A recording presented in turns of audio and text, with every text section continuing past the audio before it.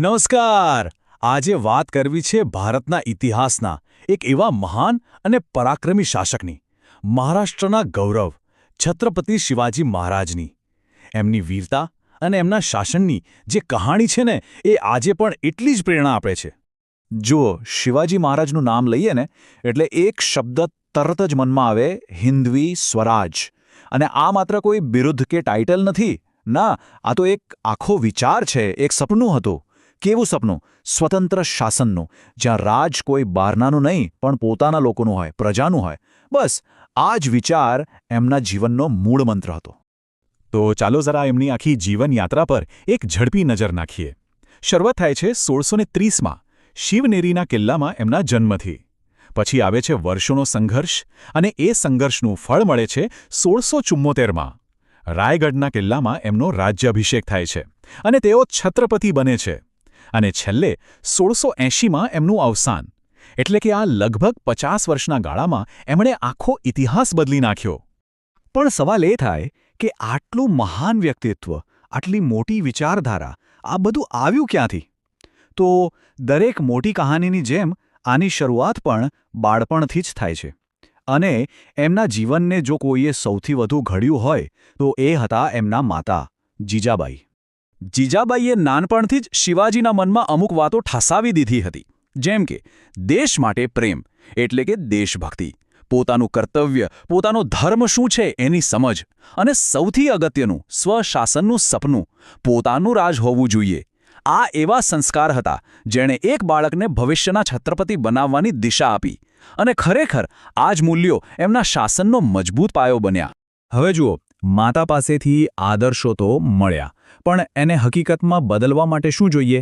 તાકાત અને રણનીતિ. અને શિવાજી મહારાજે એના માટે જ એક અદ્ભુત લશ્કરી પ્રતિભા કેળવી. તો ચાલો હવે જરા ઊંડા ઉતરીએ અને સમજીએ કે તેઓ એક યોદ્ધા અને સેનાપતિ તરીકે કેવા હતા. એમણે શું કર્યું?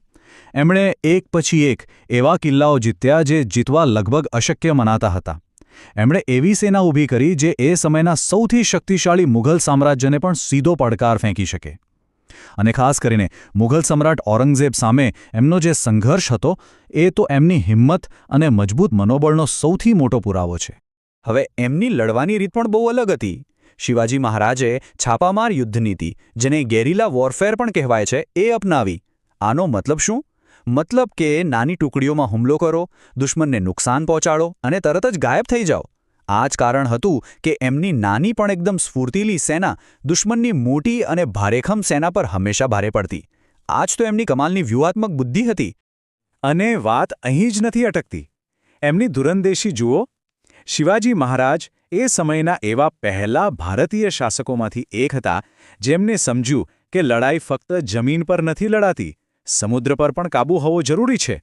અને એટલે જ એમણે એક મજબૂત નૌકાદળ એટલે કે નેવી તૈયાર કરી. સાચું કહીએ તો એ જમાનામાં આવું વિચારવું એ બહુ જ મોટી વાત હતી. સારું, તો આપણે એમને એક મહાન યોદ્ધા તરીકે તો જોયા, પણ શિવાજી મહારાજની ઓળખ આનાથી ઘણી મોટી છે. એ માત્ર એક યોદ્ધા જ નહોતા, એક પ્રજાવત્સલ એટલે કે લોકોનો પ્રેમ જીતનારા શાસક પણ હતા.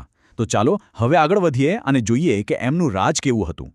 એમના માટે શાસનનો મતલબ સત્તા ભોગવવી નહોતો. ના, એમના માટે શાસનનો મતલબ હતો પ્રજાની સેવા, પ્રજાનું ભલું કરવું.